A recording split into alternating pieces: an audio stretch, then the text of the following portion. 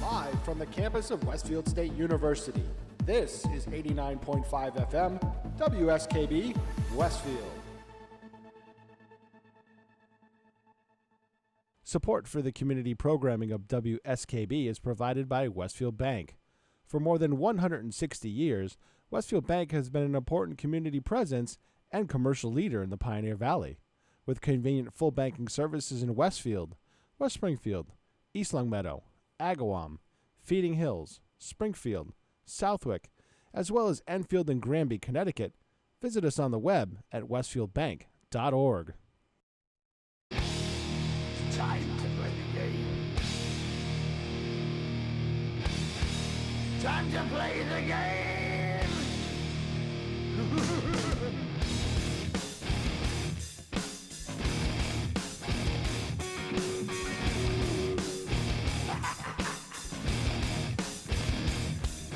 It's all about the game and how you play it. All about control, and if you can take it, all about your debt, and if you can pay it, it's all about pay. And who's gonna make it?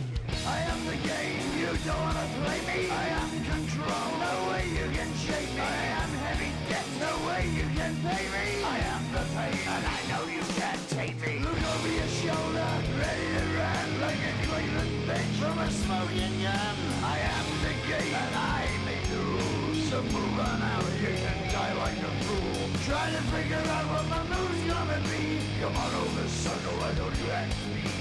Don't you forget there's a price you can pay. 'Cause I am the game and I want to play.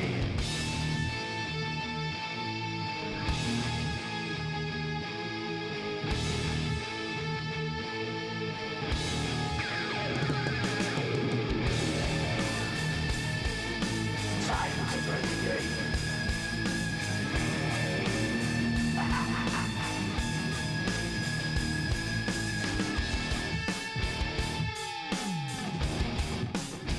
Time to play the game. It's all about the game and how you play it. It's all about control, and if you can take it, it's all about your debt, and if you can pay it, it's all about the pain. Who's gonna make it? I am the game. You don't wanna play me. I am control. There's no way you can shake me. I am your debt, and you know you can't pay me. I am your pain, and I know you can't take me. Live from Studio 120 at Westfield Technical Academy, this is WCPC Channel 15 and 89.5 FM, WSKB Westfield.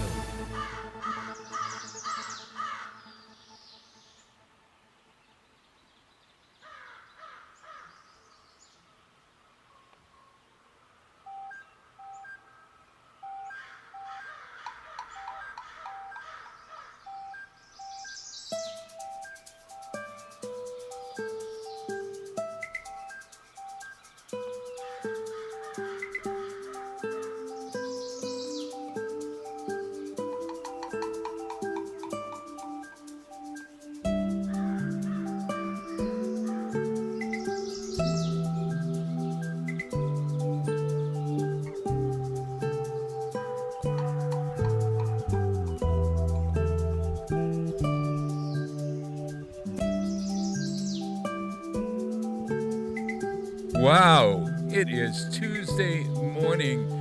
It is, believe it or not, September. No, it's October. October 4th. I knew that. I knew. I just had to check to make sure that I had the right date down on my Fact check Bob Plass. Fact check Bob Plass. Oh, fact check me. Fact check me. Fact check me. Honest to God, my facts are the sometimes... worst thing ever created, the fact check. Oh, my gosh. Honest to Somehow God. that became subjective. Really? No. Oh, yeah, someplace. Oh, fake facts. Oh, no, fake news. No. What it was. No, everything's subjective now. I think that's funny, but, that's just me. Oh, well, I like a fact to be a fact. Right, but period. That's in short supply nowadays. Yeah, that's so true. So true. It's just... we were talking about that last night at dinner. My lovely Christy is now 52. Oh, my God. Happy birthday you're not supposed to her. To tell their ages. 52 No, years that's old. okay. She's okay with that because, we're both basically the same age, so she's cool with that. 52. Let me see. That's 20. I'm 25 years older than she was. That's good. That she is. Oh, my God. Holy mother. She's just a babe in the woods. You're dating. You've robbed the cradle. You've robbed the cradle. She's 6 months older than me. You still robbed the cradle from this vantage point. She robbed the cradle for... Yes, yeah. Hey, if you're wondering who we are, my name is Bob Plass. This is the Westfield and Weekend Show. And to my right is my trusty assistant, my personal assistant and co-host, Rick Barry. And in the center box is the ever there, Peter Coles. Peter, you ended the Big E. How many days were you over at the Big E? I think it was like 5 or 6. Wow, you were in and out. What did you think this year? Was it different? Yeah, there's always little things that are different. There's always things that are the same. So give me an example of something that was different.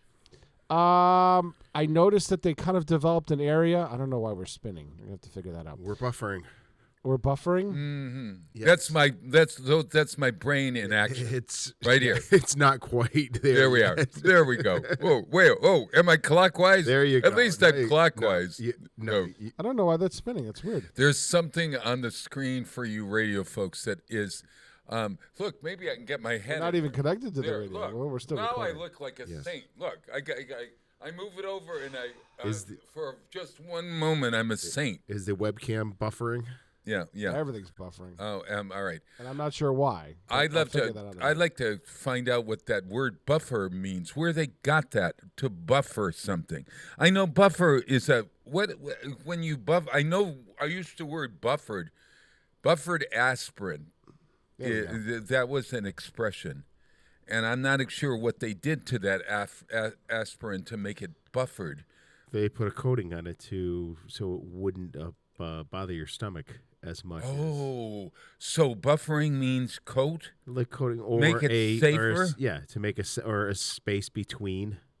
So is that representing a space between? Where'd they get that word to buffer? What is it? I will find the exact definition of what buffer means. We were at, Peter was telling us what's new at the Big E, which for those folks in Wisconsin is the world's largest or second largest. It was or last third year largest. was the third largest. Usually it's about the 7th or 8th largest. third largest state fair in America, and it is right here in West Springfield. And it's all of the states. They all own property there, and they all support it. And so, anyway, so what was the new thing this year? Did you know that that's the only place in the union where a state actually owns property in another state? Nowhere else in the United States does that happen. I understand. Sure. Yep. They have a row of states, and each of the state houses are on property that is the guy that bought the property, right, deeded the property to that state. They are responsible for it. It is their sovereign territory. So if you do something stupid in there, the state of Massachusetts, like if you did something in if Rhode I Island, stole a fried hot dog or fried cream puff or whatever they're frying this time of year, No. I could be arrested Only in whatever state. Only on the state properties if you do something. right? Oh, okay. Yes. Yes. Yeah. Right. So like if you did something in Rhode Island, Mm-hmm. Massachusetts state police technically don't have jurisdiction there. Neither do local police by right. But I think they have agreements where they can do that. Wow. Only at that property though. They can't like be in Rhode Island or something in the state of Rhode Island and arrest somebody. So But you on could that actually property- have 1, 2, 3. How many New England states are there? Name the New England states quickly. Go ahead there, Maine. Ricardo. Maine, Massachusetts, New Hampshire, Vermont, Rhode Island, and Connecticut. Okay, so there are 6. Yes. Yeah. Okay. So there are 6 states. So There are if 6 you states. if you went on a vandal run down the row of states, you could be arrested in 6 states almost with it. That you could make a Guinness Book of Records. Yes. That would be an interesting.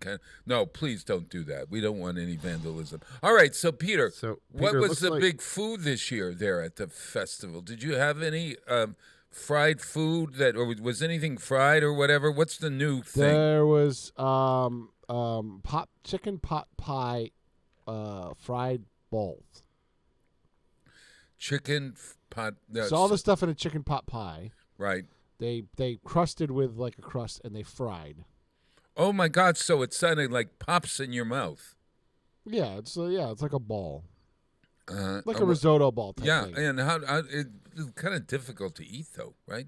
Well, I guess. Yeah, I mean you can't just take a bite out of it because it's gonna.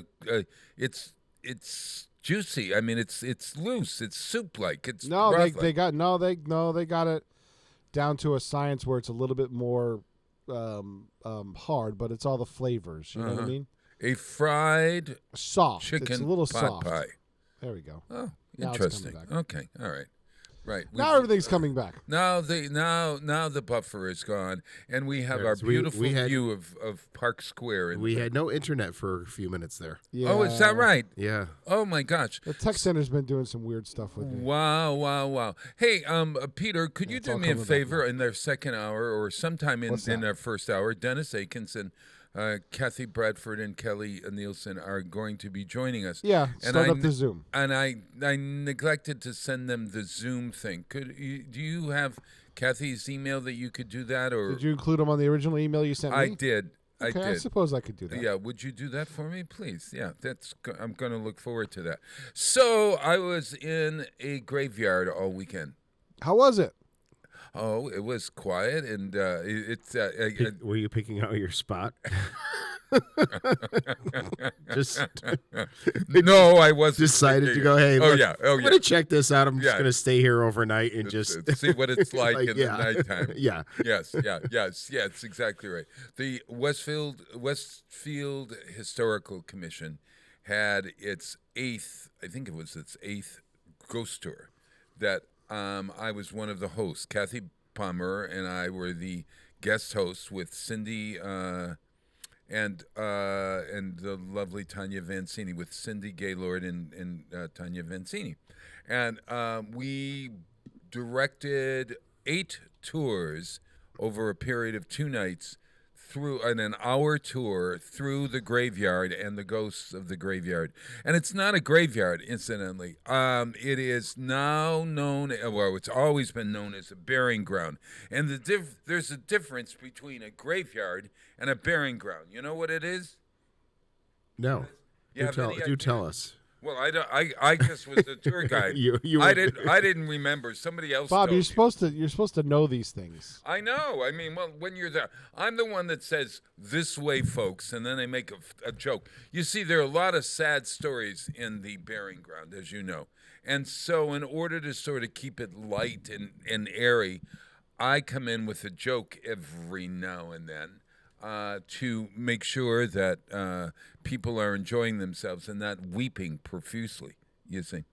And so each of the tours had about 50 people on them, believe it or not. And so people, this is directly from the script.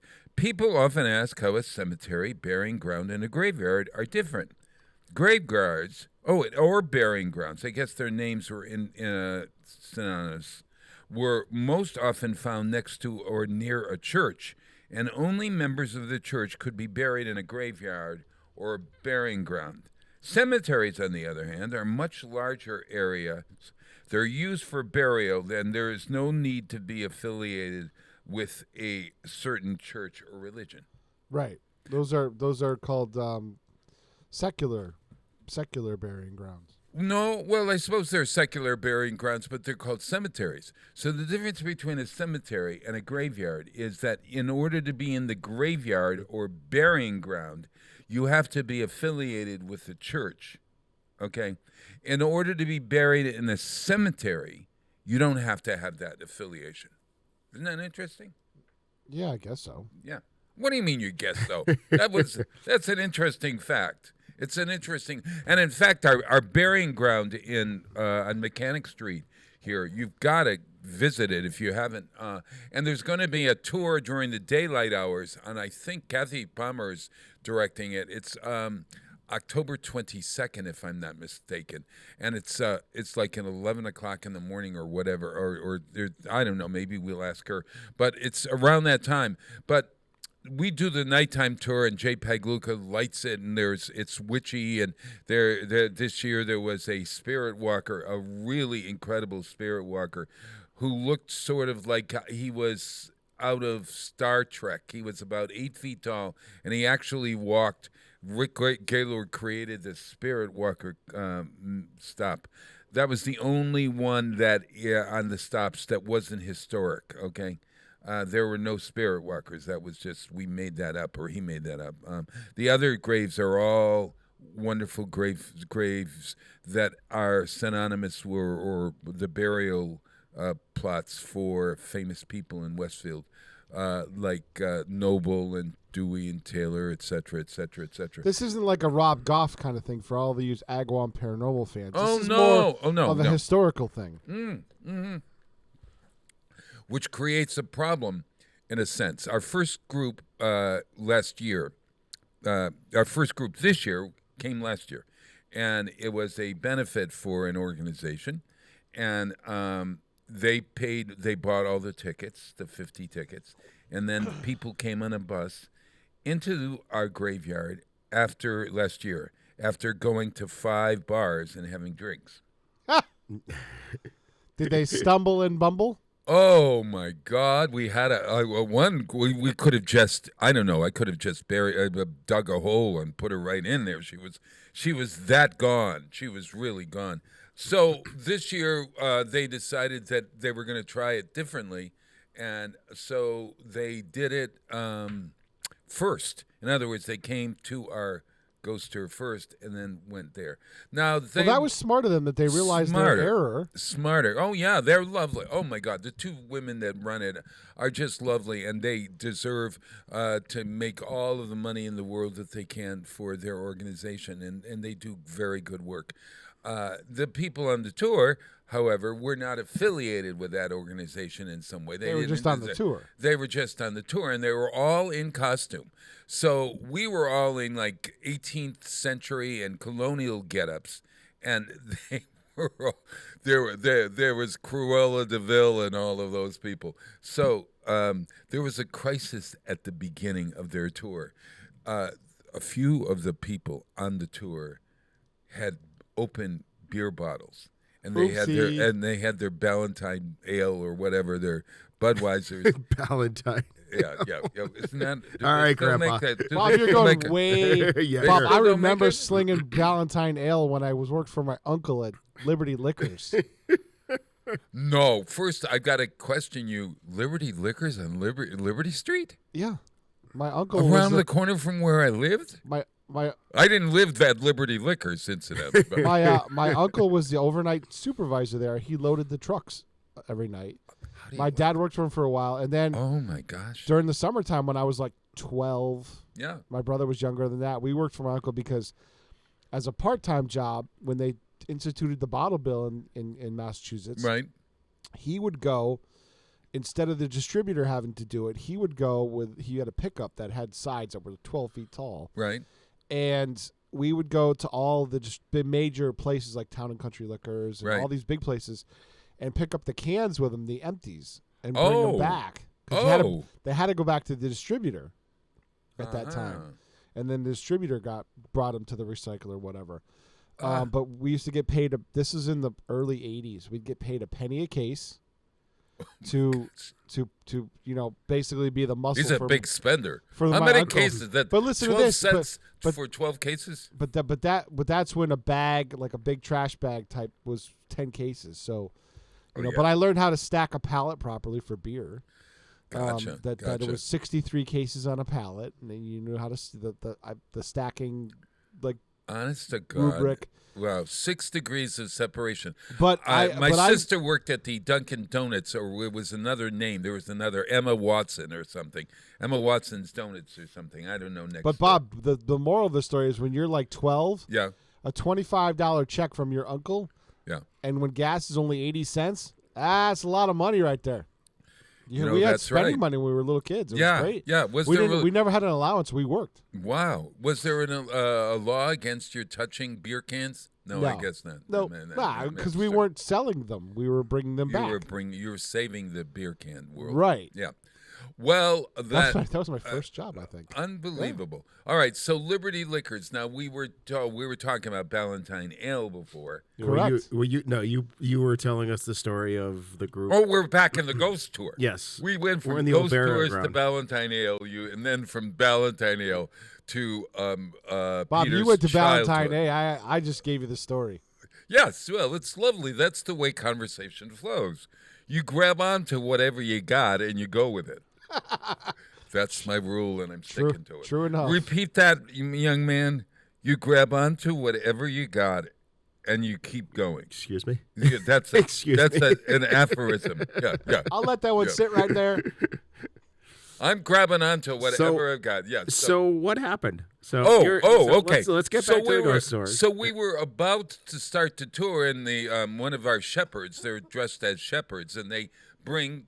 They're not shepherds from the Bible. They are. They're like girls and women in costumes that look like they were serving in a bar room, like they were serving beer. Maids. They're Why do you- maids. They're why colonial maids. would you call them shepherds? Because in the tour, in the script right here, Cindy Gaylord refers to them as the shepherds because they shepherd people through the graveyard.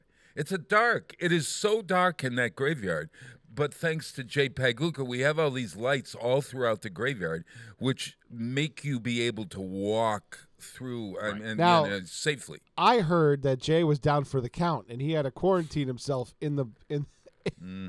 like wall himself off, basically. Oh my God! No interactions? Poor Jay. Listen, I did. I talked to him yesterday. Oh, his voice is like this. Was his He's voice starting still to, like that? He's starting to feel a little better. Could you finish one story before you start another one? This is, I mean, you're hanging on you're that off on thing. you're off on tangents Just here. 'cause both you of wear it. Both Ju- of you. You just need because to. I mentioned I'm a going to beer. reel both of you in here and just go yeah, and go. yeah, No, that's true. no, Right. you're Shepherd us back through here, Rick. Well, we're catching Yeah, up. yeah, I haven't yeah. seen Bob in Yeah, a while. yeah, So no. But Last week. You're shepherding. Yeah. Yeah. They're not really Valentine. shepherds. They're You're really clinging to the No, Valentine beer because you work at that brewery. You're telling a story, All right. and people are just like, Oh yeah. Let's bring back Bob to the graveyard. So we were about to say, welcome to the graveyard, welcome to the burial ground, and there's one of the shepherds runs over and says, "We've got a crisis." they're carrying beer bottles. So we had they had to go through and make sure that all of the beer bottles were Empty. in there. Okay, so apparently they had drunk some of that beer because they heckled us throughout the tour. Not that very friendly heckling, but they heckled us. And that was our second tour. No, wait a minute, first tour. Bob, this is the first time I've ever heard anybody being heckled in a graveyard. Oh gosh, we were heckled. Heckled from, and it sort of threw you off. I sort of felt like Lenny Bruce and a bad night in the Improv or something, you know.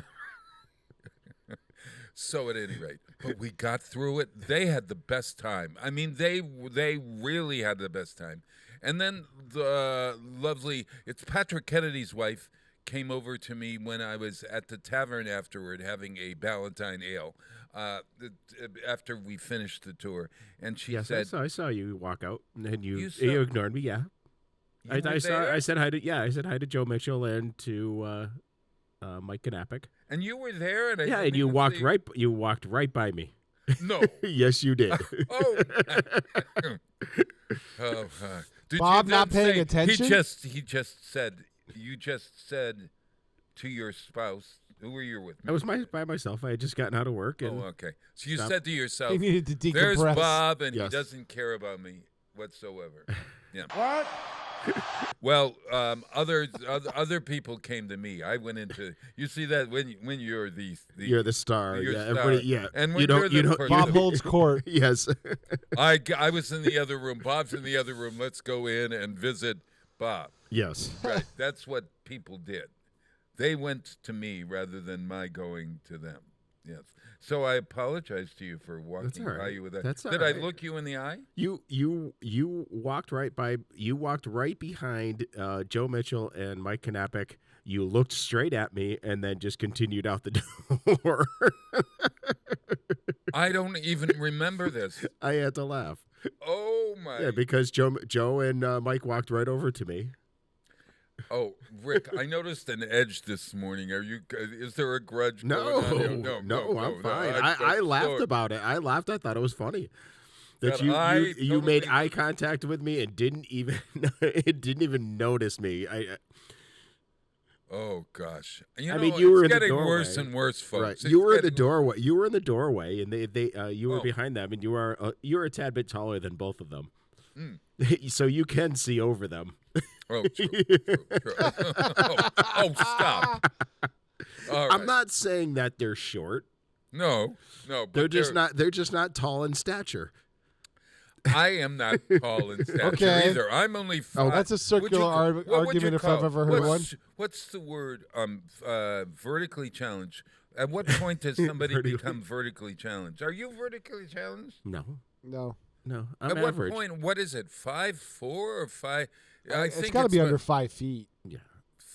under. No, But that's all PC stuff. I know. No, I know. But I mean, like, I don't. 'Cause Wait they a minute, don't- hold on. Bob admitted something that's They PC. don't like to be called little people anymore. I know they don't. Do you? And don't ever go over Just to like- and lean on their heads. They don't like that either. Oh, Just like Bob, I'm technically I'm not fat. I'm gravitationally challenged. oh, that's what they're calling it now. No. Wow. Oh, well, gravitation. Speaking of that, today I Gravitationally challenged. I have a low center of gravity. And Pete, I'm surprised you didn't get my reference to Shrek. What was that reference? Oh, to? leaning on their heads? No, that he is not tall in stature. Yeah, I got that on the thing. Oh my God. Lord Forquat. Well, I'm not. Oh, I get it. Yeah. Oh, yes. Yeah, Oh, Lord I get Forquat. it. In stature. Yes, in stature. You have to. He is not tall in stature. Yes. That's the way you say it. Yes. In order to be able to get the joke. Got it. Oh, boy. Oh well. So at any rate, the graveyard was a real success. We made a lot of money. Good. For the renovation of that wonderful, wonderful place. And there's plaque in there. There's a plaque in there now. An information board. The gate has been restored. The original gate, 1863 gate, has been restored. They've found stones. They found one stone. They found one buried? Oh, they found a lot buried. Yeah. There was an fell arborvitae. over? There's a giant arborvitae. It's about 14,000 feet tall in there. Oh, that I've grew up never around it? It was there were stones underneath it. See, the arborvitae came right to the ground, and so Cindy and the historical commission cut about 20 feet up to, because that's what you do. You cut up from the bottom. So they cut the branches off in the bottom. Underneath the tree, they found stones. So now the work of the historical commission To restore 'em? is to restore, to Yeah. find out what they are, where they are. They found a Very stone cool. earlier in the year, Cornet Dewey's stone, and Chris Lindquist, former director of the Westfield Athenaeum, is on this tour. He comes back every year to do it, and he plays Cornet Dewey, and his stone was very interesting. They cut the stone. The wood carve, not the wood carver, stone carver. Yeah. Stone carvers cut the stone, and on the top there's like a scallop. Okay. Yeah. Somehow or other, it didn't work. A chip came off of the scallop, so it was a chipped scallop. If you get my drift, it was like a half circle with a tooth out of it or something. Okay. So rather than say, "Oh, we got to chuck that stone," they buried it upside down. So No they kidding. buried the Well, stone upside Back down. they then, just- back then it took so long you didn't want to waste anything. That's exactly right. And then they carved into the stone. So that was part. There were these great stories throughout the. It was a really good tour, and thank you everyone that came for helping to support that. And I think now that we've exhausted, well, we haven't exhausted that topic. We could go into Ballantine Ale, et cetera, et cetera. But let's take a break. You know, every autumn, and today it feels like winter out there, to tell you the It's God's just honest rainy. truth. That's not winter. That's 40 degrees, 45 degrees. I got 3 layers on. Last night I slept with 5 layers. Honest to God, it's cold in New England today. But it reminds me of my favorite autumn song. Every time I hear the song, I think of autumn. It's called Autumn in New York, of course, but this is a great version by Stan Kenton and his orchestra. Really makes you feel like the leaves are about to fall or turn or whatever they do in the fall. Here we go.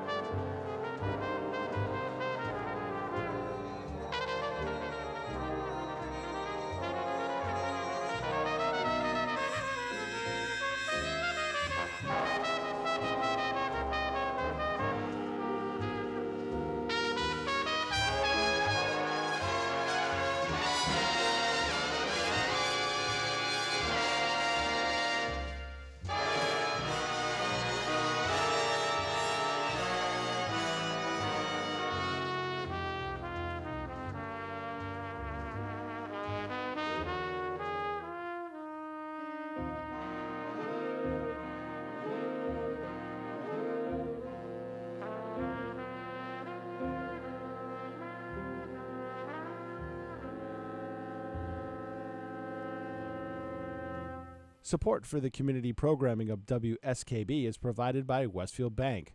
For more than 160 years, Westfield Bank has been an important community presence and commercial leader in the Pioneer Valley, with convenient full banking services in Westfield, West Springfield, East Longmeadow, Agawam, Feeding Hills, Springfield, Southwick, as well as Enfield and Granby, Connecticut. Visit us on the web at westfieldbank.org. This is Ken Stomsky from Ken's Den on WCPC 15 and 89.5 FM, Tuesdays, 8 to 10. Community Radio. 89.5 WSKB. Live from Studio 120 at Westfield Technical Academy, this is WCPC Channel 15 and 89.5 FM, WSKB Westfield. Wow, it is Tuesday morning. I've got the red light working for you guys. Yeah, look at you. October 4th, the sun is beginning to, well, something's coming up over the mountain there and behind us. It's really kind of beautiful. It's not the sun yet. I don't think so. No. Yeah. But isn't our green beautiful? Look at this park square at night. Oh, look at how beautiful that is. It's starting to clear up a little bit from the rain this morning. A little bit of rain. My girlfriend says it's really windy where she's at. Oh, wow. Oh, listen, we have to say something.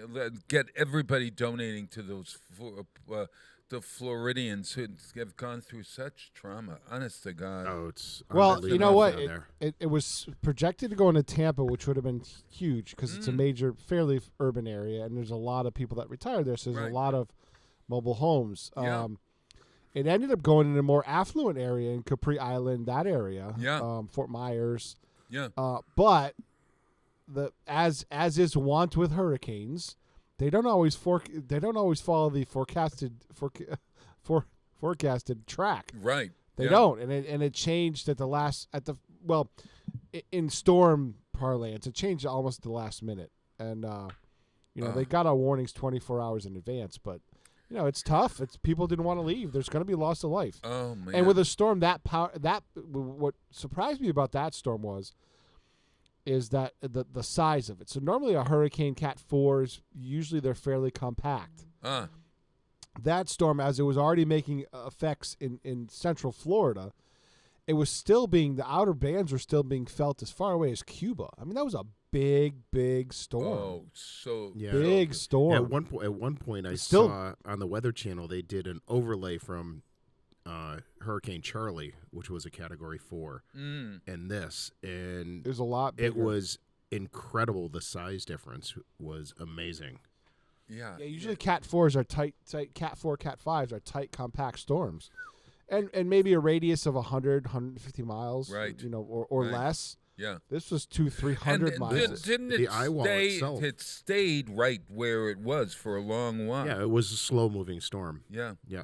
So in the eye of it itself was 35 miles that's wide. a big storm. Yeah. Oh, the eye of the storm. Oh, usually eyes of a storm that powerful are 10 miles. Yeah. So this was an outlier. This was an abhorrent. This is what they call in the emergency management business. Yes. A 500-year storm. Really? Yeah, because a storm this powerful doesn't hit an area in 500,000 years. Well, let's hope not again. Yeah. We're sitting here talking about Florida, and we haven't been on the air since that, but we also got to remember what happened in Puerto Rico. Yes. Puerto Rico got hit again. Yeah, Cuba. The edge of Cuba got hit again. Yes. So, thoughts to everyone, in those areas. This is, but again, we arrogant humans decide to live on coastal areas, which we know year in and year out pretty much. Right. I mean, it's a cyclical thing, but in your lifetime, if you live in an island in the Caribbean, your likelihood of getting hit by a hurricane within a 20-year, 30-year generational span are 2 or 3. Sure. I wondered, but I was questioning myself whether we question you all the time, Bob. So question. I question. You question. I look right through you anyway. So yeah. What the heck? Yes, we know that, Bob. No. I was thinking, gosh, if I lived there, would I rebuild or would I just move north? No. So in some places now, like in Connecticut or Rhode Island, when they had Sandy, So we were talking in the break about the beer getting delivered to those cottages. Yeah. Those cottages were right on the beach. They would not let them rebuild. So They wouldn't let them. So people that own property on some of these places, when they rezone things or they pass updated zoning laws, Yeah.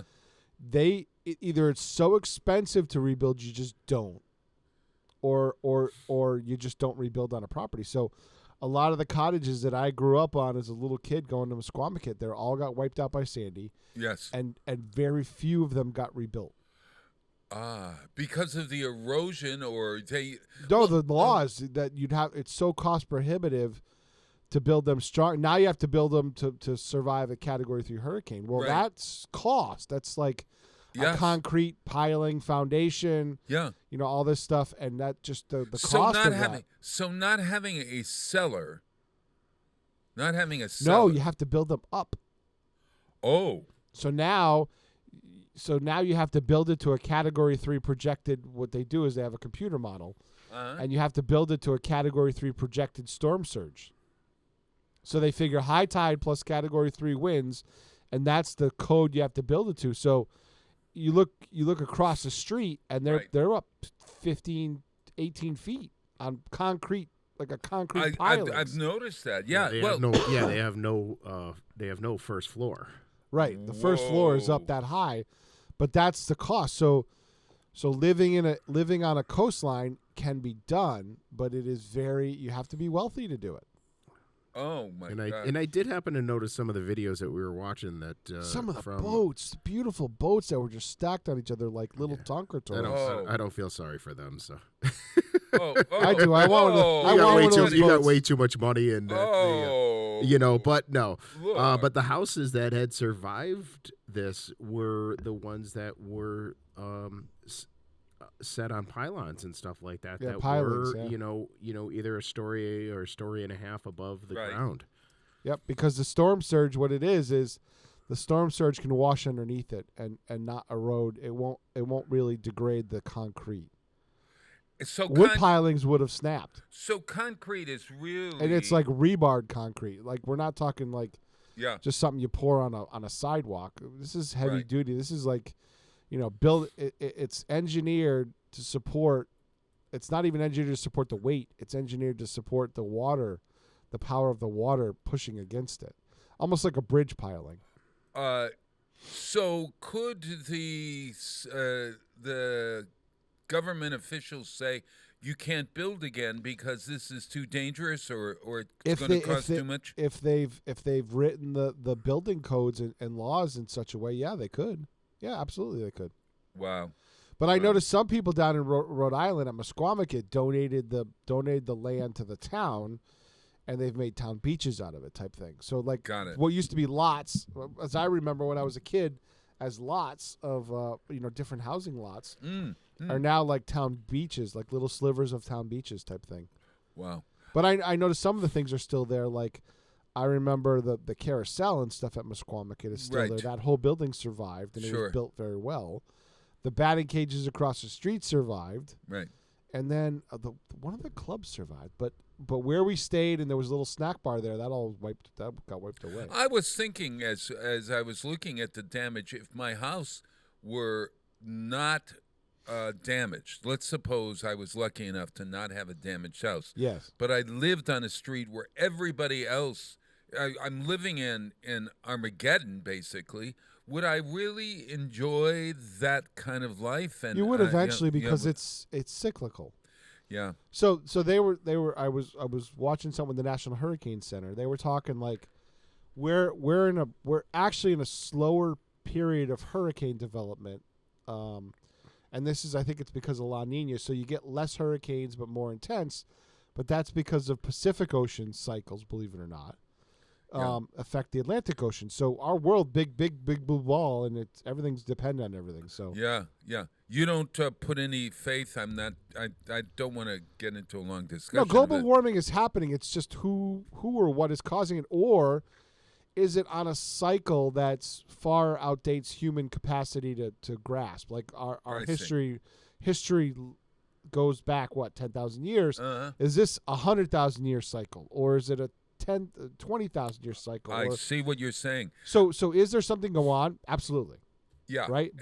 So something's going on, and we but who's got to figure But it out. they're pointing the finger at the prosperous economies like ours, right? Right. But they're not pointing the finger at industrial economies like China and saying you need to be held to the same standard that we've already achieved, right? That's the disparity. That's where people get upset, is that they're not holding economies like India and China, which are highly industrial economies. Yeah. Well, for 4 years we didn't do that because we got out of the Accords. But Bob, the reason we got out of the Accords is because our leadership said, "Hey, we're doing all this work, and our air is clean. We've passed Clean Air Acts and stuff like that have greatly improved acid rain, things like that, over the past 30 years. We've done a lot of work in that regard, right? But they're saying, hey, it's one big blue ball, right? We're all living here. We've done our part. Well, and we've done our part. Yeah, You're not doing yours, and there was no accountability in that agreement to hold them to be accountable for it. That's all it was. Yeah. In the end. I understand that, but I think it was faulty reasoning. But we can talk about that one. We're still doing our part. That's the thing. Well, yeah. And they wanted us to do more. Well, why right? not? I think we But do. Bob, at what cost? At I don't know. At some point, it costs us. I know, and I don't mind paying it. I'll take I my do. wallet. I know. And there are the Although there are the two sides of the coin. Although There are the I have two no sides. problem with all this electric stuff, but here's the problem: to get to where you got to go, and Europe is finding this out right now, like because of a war. Yeah. They're finding out that nuclear is their best option, right? They're reactivating nuclear plants. In some places, they're reactivating coal plants because they have to. Mm-hmm. But we had one accident here, right? And it was shoddy workmanship that caused the accident. It wasn't a fault of the operators or anything like that, or nuclear power in and of itself, right? Sure. So we got scared and stopped doing nuclear here. We shut everything down, and they continue to shut it down. But yet we're pushing towards something that needs that electrical capacity. That nuclear is actually the best way to do it, and we won't build any plants. We're too because of news influences at the time. We're too scared to do it. Right. And now because of advancements in technology, that's an even safer option than natural gas at this point. Well, it might be a safer option. Unfortunately, we've created a divisive world, and the nuclear capability could be wonderful if we used it properly. But when madmen get a hold of a trigger, then you got it's. I'm not talking about nuclear weapons and nuclear power. Well, Two I different know that. things, No, Bob. I understand that. I do get that. But I still think that there is that we better not go that route. Let's find another answer or whatever. You know. Well, the problem is that the so-called green energy, the greenest energy by far, for like cost benefit analysis. Yeah. You know, that's something that people do. Right. That's something that I do every day because I decide what toys I want to buy and what I can't. You know, that's cost benefit. What is it going to bring in benefits, and is it worth the price? Oh, I think yes. Cost benefit. Do you do a lot of cost benefit analysis yourself, Ricardo? Do you look at the cost of How things? much- Say I'm not going to buy it. how because happy it will costs that too be? much. Because I can't afford it. Yeah. No, You are see- able to say that. See, Yeah. I'm not Yeah. able to say that. I'll say I can. That'd be Must be not- nice. Yeah. Rick's, Yeah. wait. Nice. Oh Bob? my God! When James found me, I had like $10,000 in credit bills. Thank God I You were got. a QVC I had maven, weren't you? Oh my! Well, I watch it all the time. I've never bought a damn thing because I know that once I open the floodgates, in come all those products that I don't need. And so One I've of our never hosts, bought it. Angela Grout, is an unabashed Amazon queen. Oh, Amazon I'm addicted to. If there's not a package coming in the next week, either Bob's a book jonesing? or whatever. I thank God for my walnuts, if you'll pardon the expression. I enjoy walnuts? buy my walnuts on Amazon because they get a huge deal. I buy them in bulk. You like walnuts? You subscribe and save, Rick, Bob? Rick, what? So you're like a squirrel. I am basically. I have walnuts every night. Every night. every night. Hey, look, Explaining a lot now. I have been trying to play Regina Spektor for weeks. Do you know the name Regina Spektor? No, I do not. I did see it on your... Spektor. Yeah. She's been around for a while. Is that the daughter of Ronnie Spector? No, I thought it might be, but It's spelled differently. Spelled differently. It's a Spektor. Yeah. She's got a very unique voice, and her music and her videos are just really addictive. And I discovered her a month ago or so, and I've been meaning to play one of her songs. I've got some. I'll play some more in the future, but this is one called "Fidelity." A strange, kind of wonderfully happy voice, sort of Blossom Dearie, like if you know that jazz version. But she's got a baby voice that. But she also has a brilliant composing lyricist talent. And see if you enjoy Regina Spektor. Spektor. This is "Fidelity." Shook it up.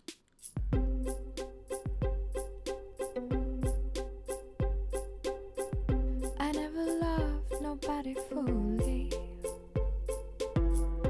Always one foot on the ground. And by protecting my heart truly, I got lost in the sounds I hear in my mind. All of these voices I hear in my mind.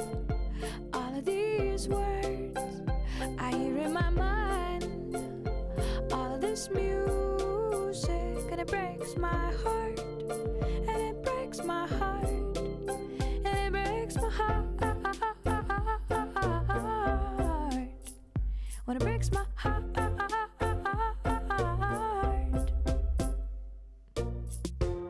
Suppose I never ever met you. Suppose we never fell in love. Suppose I never ever let you kiss me so sweet and so soft. Suppose I never ever saw you. Suppose you never ever called. Suppose I kept on singing love songs just to break my own fall, just to break my fall,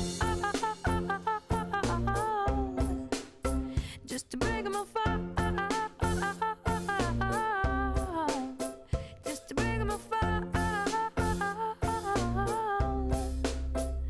break my fall, break my fall.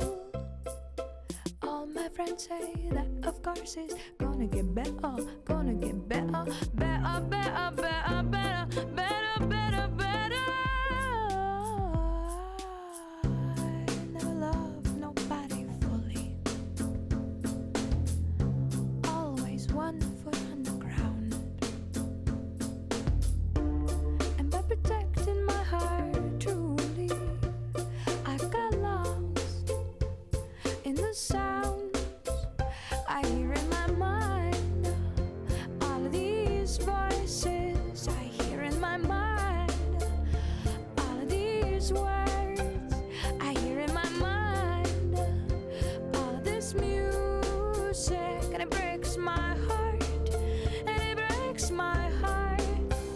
I hear in my mind. All of these voices I hear in my mind. All of these words I hear in my mind. All of this music, and it breaks my heart. And it breaks my heart. And it breaks my heart. When it breaks my heart. When it breaks my heart. When it breaks my heart. Breaks my heart. When it breaks my heart. And it breaks my heart. And it breaks my heart. When it breaks my heart. Support for community radio on WSKB is provided by Betts Plumbing and Heating Supply Company, an independent, family-owned wholesaler serving Westfield for over 50 years, specializing in plumbing, heating, and industrial piping supplies. On the web at betsplumbing.com or at 14 Coleman Avenue in Westfield.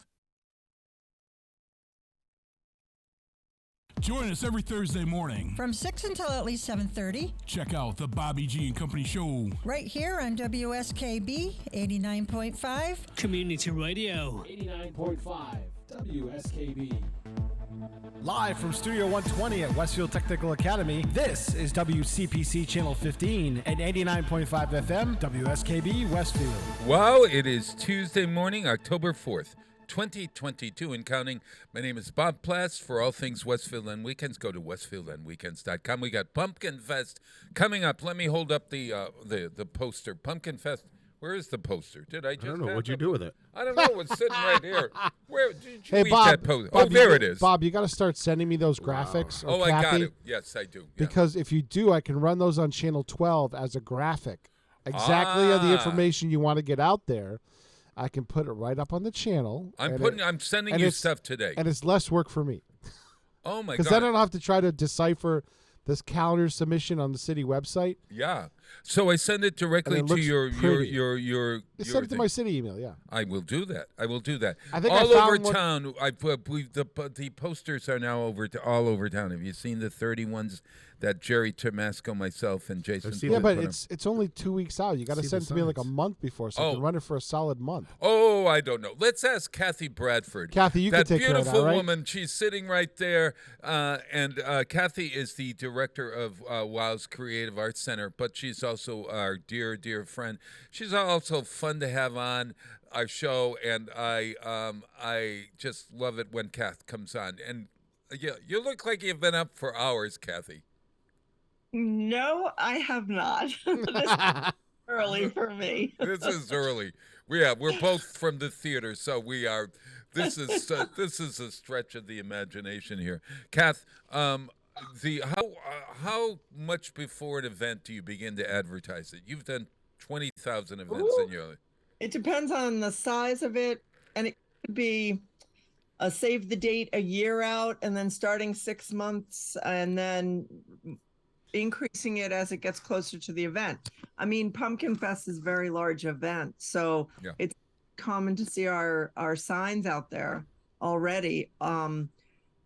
Maybe they could have gone out sooner, but we have a lot of other advertising. If you saw that Lifestyle magazine, that back page poster was pretty nice. Oh my God, yes. Yeah, we had the back pages in Lifestyle magazine thanks to the kind folks at Bank ESB. They paid for it. So, Yes, it was gorgeous. Yeah. Well, you know, people don't recognize sometimes that not-for-profits have to raise every cent that we use. I mean, it's not like that we're being supported by anybody but ourselves. Is that right, Kath? I mean, you've been in not-for-profits almost your entire life. You were born not-for-profit. I mean, Well, that's because I have a mom who's been a part of a lot of things in her life. So learned from the start. But, yes, we do have to raise it from the start. And that's why, honestly, the things that we do down at the center, art classes, with accomplished artists for $20 a class is such an amazing deal. And that's part of the reason that we raise our money, so that we're able to offer things to the community and do events for the community that maybe we wouldn't be able to do otherwise if we didn't raise funds. Yeah. It's an ongoing process. Oh, my God. Rick, you're involved with the Children's Museum. Have you found that is one of the major things, fundraising? I mean, is that always on your mind as a board member? Oh, yes, it is. It's something that you go from one fundraiser to another. Some of them, are a year, they're a year out. Even at the International Volleyball Hall of Fame on the board, the minute our induction is over, we're right on to next year's. It's a year in advance. It's a constraining thing. Yeah. Is there ever a moment? I said to myself last night, I said, Bob, is there ever a moment that I don't have WOW in my back pocket, or Westfield on weekends, or something else in my back pocket. And Kathy, you have 25 back pockets, because it seems like you have honest to God. Well, she does. She's got a lot of Bob, things that's going not a on. fashion statement, you know? No. Well, it could be. That's okay. That's okay. You know, the truth is that it's fun, it's exciting, and it gives back. It gives you a sense of giving and serving. And I don't know anyone more than you who gives back of your time. I honestly, a person thinking about fundraising every minute of every day, I'd say that's you, Bob. You know what? The truth of the matter is, I hate calling people and asking for money. I hate it. I love it. Oh, you love it. I do. I love it. You love it. I do. I got a job for you then, man. When I believe in and it's not even a product. I was going to use the word product, but if I believe in what we're doing, it's a product. It's the easiest thing in the world. When we, went out asking for funds for our students to do service community building in South and Central America, we went everywhere and asked for money and got it at a lot of places. And some people say no, but it's okay. If you can talk about it, you probably can get some support for it. For Pumpkin Fest, we had to raise somewhere in the area of 20,000, something like that, maybe a little more, I don't know, but that's an awful lot of money when you start to think, oh my God, for one day's event or whatever. But Bob, are you still recovering from the pandemic as an organization? Is that going to take a while? That's a good question for Kath. We notice that, whereas the classes might have been full before the pandemic, now people have figured out so many other ways to fill time and to do things that oftentimes our classes are smaller than we expect because people are busy. We're noticing particularly this fall, people are really busy. We've had a number of people ask us to hold their credits for class for the spring. So I'm not surprised at that. I think people have figured out new ideas. And they found hobbies or they found out how do you say it? They found out how to make their lives richer without. They found things to do. A lot of people have gone back to the family and kind of refocused back on their family because they spent all that time with their family and now it's become habit again. Yeah, and they miss it. Family dinner became a thing again during the pandemic, believe it or not. I loved it. Oh yeah, I loved it. Yeah. The hey, I noticed that there's a sign that says Dennis Aiken's there. Is he the Master of the Universe is in, but I don't know if he turned on his camera yet. Oh, all right, okay. I think he's not there yet, but he will be very soon. Kath, what? Just for a quick one before we go to a little tiny break here. What's happening down there at the center? Where is that center anyway? And what is that center? Oh, there's Dennis. There's the Master of the Universe. Hi, Dennis. Good morning. Good morning. Morning. Look at how pretty that background of yours is. What is it? Oh, I thought you were going to say how pretty that face is, Bob. He doesn't look at faces. He looks what's behind you. So just. I looked at the other night. I walked right by this guy and looked directly at him and didn't recognize him, or I don't know. I don't know. Nothing. There was Well, you've been looking at me for way too many years. I've been looking at Dennis. So yeah, that's the problem. Good morning, all.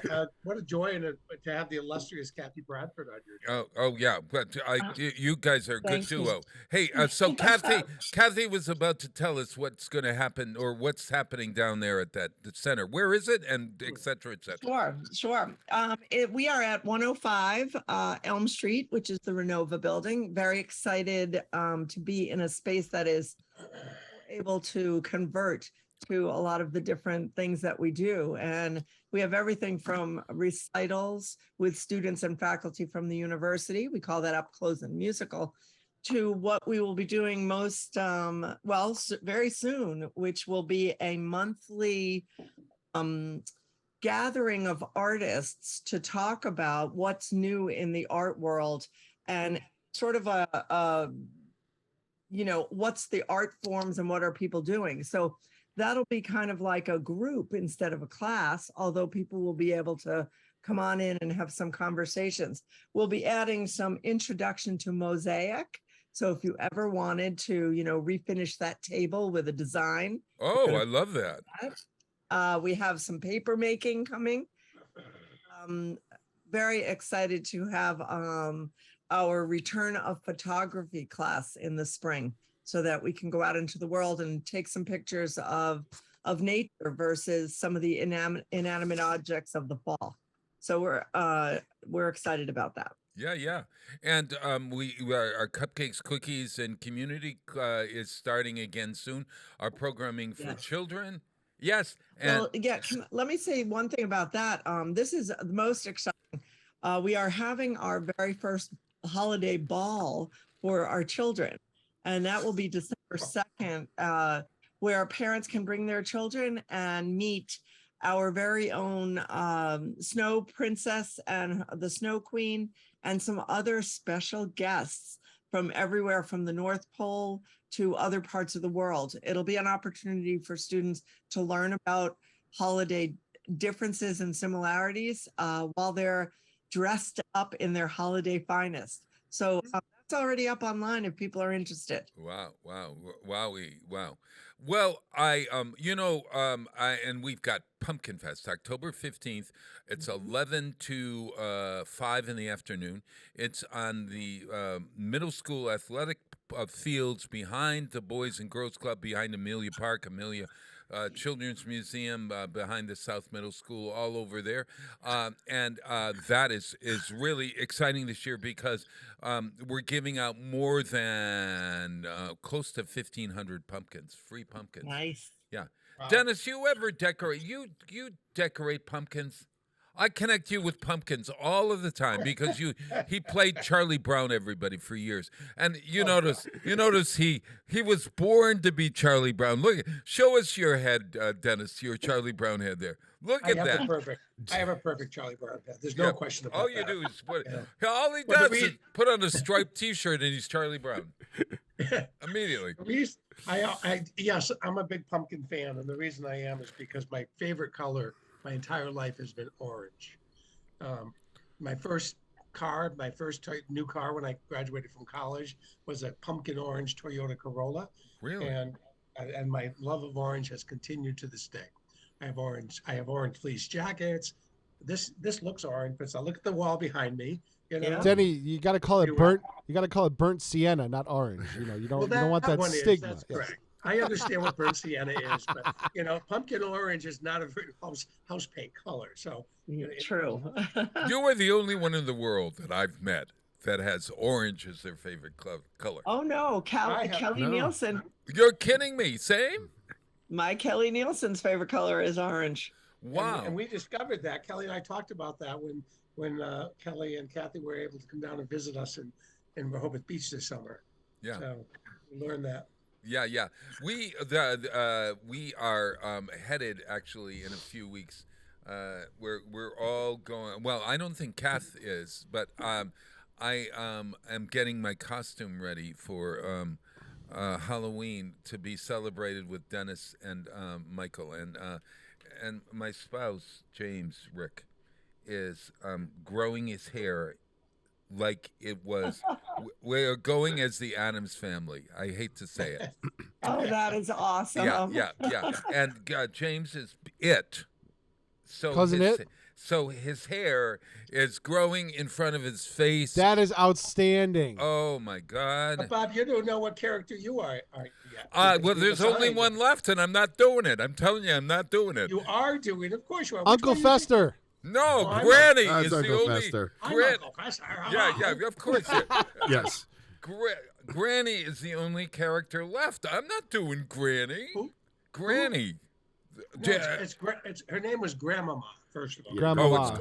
Grandmama. Yeah, it's a crazy. It's just a crazy. It's the easiest, one of the most wonderful character. She's wonderful. Hey, Denny, I got a question for you. I are you going to be down there November 6th? Are you staying down there for a while? I've been down there for most of this for the entire summer. I'm just actually. saying, I'm home this week, but I could be, Peter. Are you launch is there a alert. launch? Launch alert, November 6th. And What's the the time launch? that the Antares to the International Space Station. Oh, that's a So big one. What's the first word you said? Antares Cygnus to the Yeah, International that's Space the Station. same as last one I saw, right? Right. Yeah. Let's talk about that privately, Pete, because there's nothing that early in November that I need to rush home for. If you want to come down, I'll add you to the credential list. You can come on the bus with us. It might be an early morning launch too, like a dawn launch at 5:30 in the morning. Wow. That doesn't matter. But the launch, so the bus goes from off base to 2 miles away from the launch pad. Oh my God! Yeah. Well, I would say yes, but let's just. We'll talk about it. Yeah, we'll offline that one. But, Thank you, Peter. Thank you so much. I'm a big fan.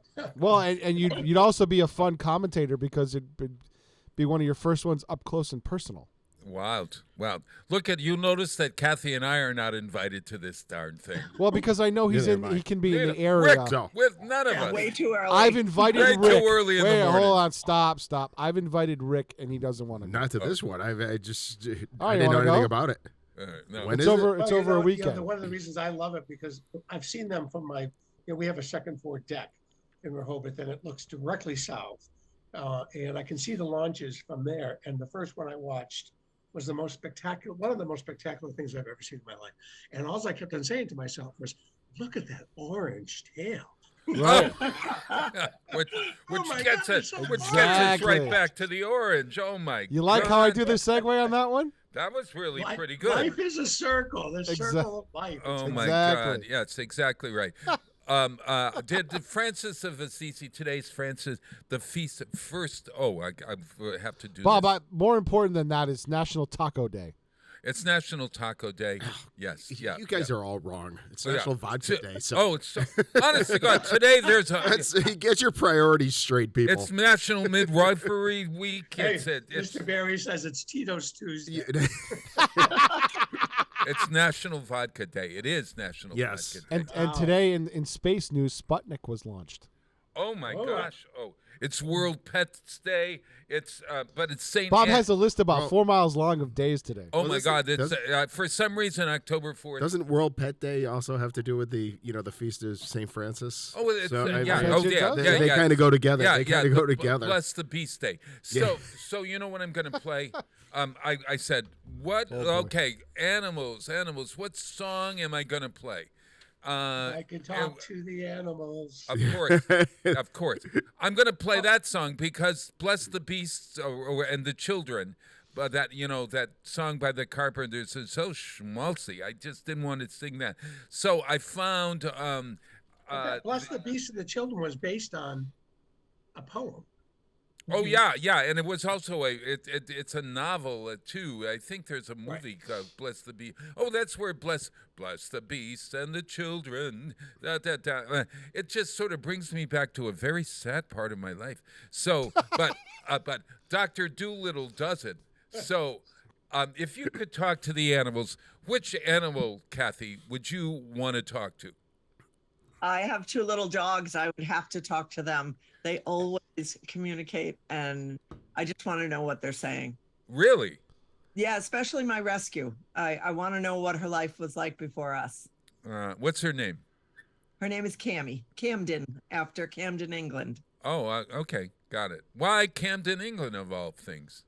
Well, Miss Bradford that's my daughter, lives in England, and we go to Camden Marketplace all the time, and I love it.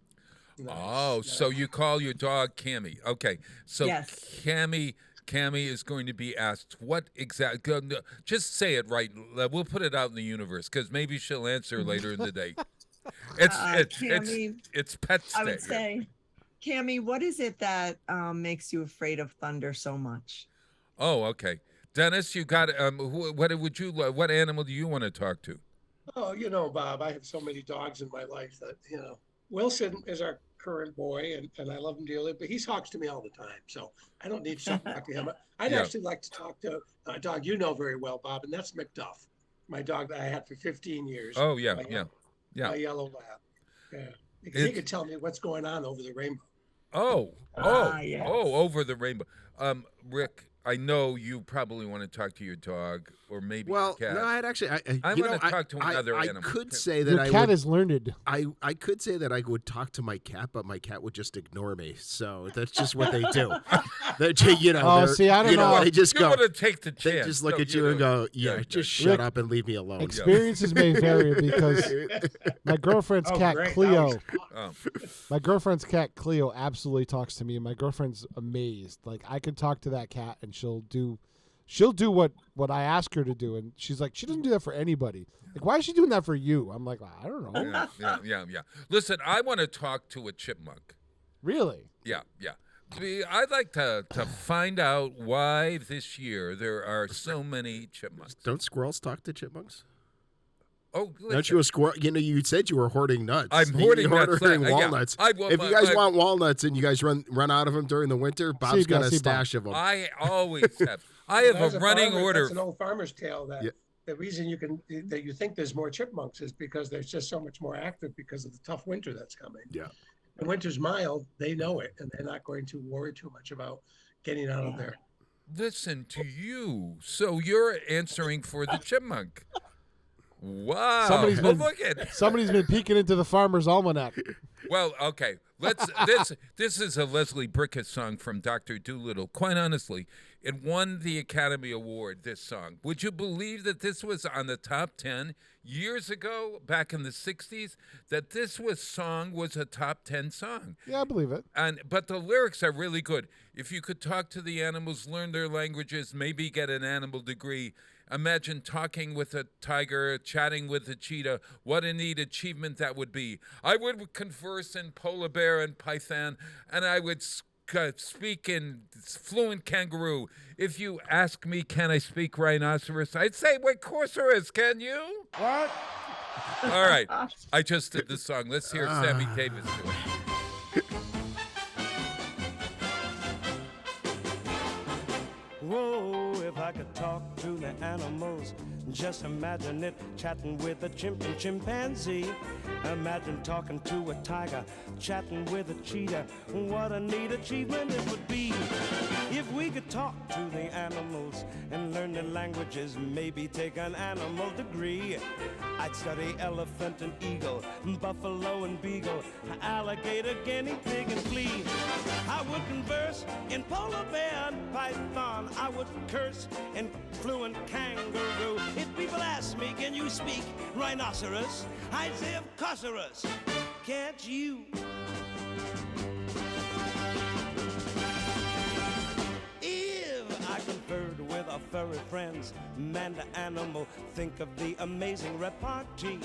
If I could walk with the animals and talk with the animals, grunt, squeak and squawk with the animals, and Lord, they could talk to me.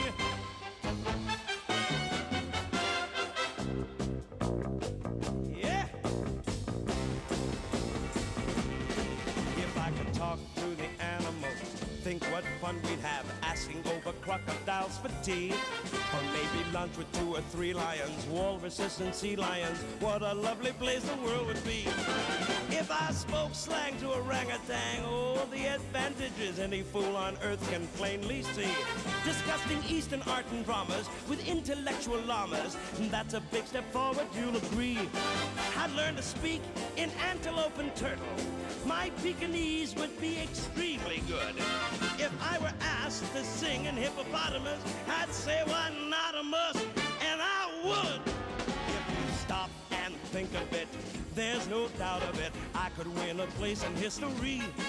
If I could walk with the animals and talk with the animals, grunt, squeak, squawk with the animals, and they could squeak and squawk and speak and talk to me.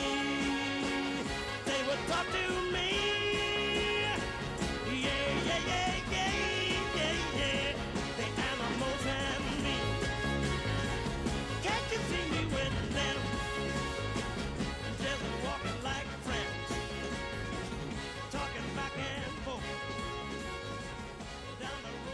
Underwriting for the community programming of WSKB is provided by the Boys and Girls Club of Greater Westfield, serving the youth of the Whip City and surrounding communities since 1969. For more information on the Great Futures Club for ages 3 to 5, happening weekdays, and the Club Teen Center for ages 11 and older, weekdays from 6:30 till 8 p.m., go online at bcgwestfield.org or visit the club at 28 West Silver Street. The Boys and Girls Club of Greater Westfield. Great futures start here. Join me, Tina Gorman, each week from 6 to 8 a.m. for Wake Up Wednesday, when my guests and I discuss health, wellness, and lifestyle reimagined. Community Radio. 89.5 WSKB. Live from Studio 120 at Westfield Technical Academy, this is WCPC Channel 15 and 89.5 FM WSKB Westfield. Hey, Bob, coming out of break, I don't know if you know this, but Rick Sullivan Sr. passed away. Yes, it was just Oh, no. we were just Oh, my discussing God, that. no. Yes. Yes. Oh yeah, Dickie Sullivan passed away. Our thoughts no. and prayers to the Sullivan family. Yeah, the whole Oh, family my- and Edie and Yeah. Oh my gosh. such a great guy. Every time I met with him, or he'd see me passing by when he was working in City Hall. Right. He just always engaged me in conversation, and he was always very gracious. It was all Oh, nice I man heard- to talk to. I thought you knew that. I No. apologize. Oh, I my thought you God. knew that. I No, was. when did yes, this happen? either yesterday morning or before, early yeah. morning. I should have told you too, Bob. I was gonna Oh call you my yesterday. God! You know, the Sullivans are like a second family in a sense to me, but I like they're a second family to a lot of people. But Rick, The obituary is actually, I read it. It's funny. when is it today? It's the wake is Thursday. They rescheduled city council meeting. Actually, they canceled it and moved it to next Tuesday because the wake is Thursday and the funeral is Friday. But if you read the obituary, I believe that that Rick wrote it. His son wrote it. Right, and right. it's awesome. It is really humor. really good. I'm really saddened. This is something else I didn't realize. Rick Dick Sullivan Dennis and I first time. Right, I was going to say one of your stage mates. Stage mates for one, but he had always been there, and he is. Was it just sudden? Was he in the hospital? I don't know. I honestly don't know. Oh my gosh, I'm just so saddened. I saw him a little while ago. Yeah, he was also getting up there in years. You know, it's Yeah. not never totally unexpected when you have the good years that he's had. Yeah. He was for folks who don't know who he was a superintendent when at school. No, he was a teacher. Several schools, yeah. And he was superintendent out in the Gateway. I think it was Gateway. He actually gave me my first professional interview and my first professional job. He promoted me to administrative position when I was the youngest school administrator in the state of Massachusetts. Wow. Thanks to Dick.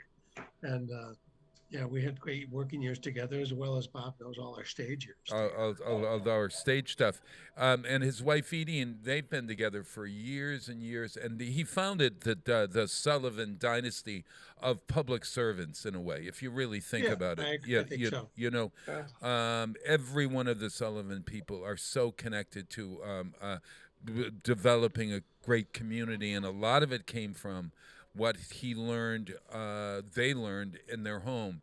They also learned how to laugh. That's what I'm saying. The obituary's funny. Oh, my gosh. They learned how to laugh and enjoy one another and be together. I mean, the thing about the Sullivan family Clan. is they're a traditional Irish clan. Oh, they're just incredible. I'm wait till James hears. Where both of us are just so going to be. Well, at any rate, I didn't know you didn't know. I did not know. I did not know. Well, I'm sorry Another to thing hear about Dick that not everyone knows, Dick was, of course, he was a great lover of sport, and yes, he taught his children how to behave on the field and off, and that's so evident with the attitude and the work that those children have performed over the years. There's no question. Yeah. He used to do the high school games when I was in announcing in high them. School, yeah. PA. Yeah. Yep. I suspect he was an athlete himself. Unfortunately, I didn't know Dick when he was that young, but I'm sure, Bob, you will have the opportunity to have one of the Sullivans on your show again. You need to talk about his early years because, as many people remember Dick, this was a very handsome man, well into his middle and late years. Yes. And oftentimes that's the result of such a healthy upbringing. So I'd like to know more about Dick's early life with his family, with his parents. And I'm assuming he was an athlete because his children all love sports so much. I think you should invite the clan on via Zoom, Bob, for your next show. Oh, we can't do it. No, we give him some time to grieve. Listen, I've been in an Irish family all my life. Sometimes the best way is a Irish coffee, so we won't ask what's in their mug, and just come on via Zoom and tell stories. Oh man, and there are stories, boy. There are. Absolutely. Give them the option, certainly. Yeah, let's see what we can do here. Yeah. Well, my heart is very saddened. Broken. Yep. Hey, last night I tried to watch Hocus Pocus 2. Tried? Well, I'm picking up on that key word there, Bob. No, Hocus Pocus 1. First, I didn't really enjoy Hocus Pocus 1. Okay. And I don't. It really wasn't meant for you. It was not meant for you. It was meant for somebody with a little less mentality. Yeah. As in, no. Thank you, Dennis. You got that. Listen, Kathy, you like Hocus? I'm just moving on. It had to be in Latin. I just throw them out there. You hit them out of the park. Bob's going to wait for the Latin version to come out. Oh yeah, the Latin version. Kath, Hocus Pocus. Is that one of your favorites? It's a Halloween tradition in my house. Unbelievable.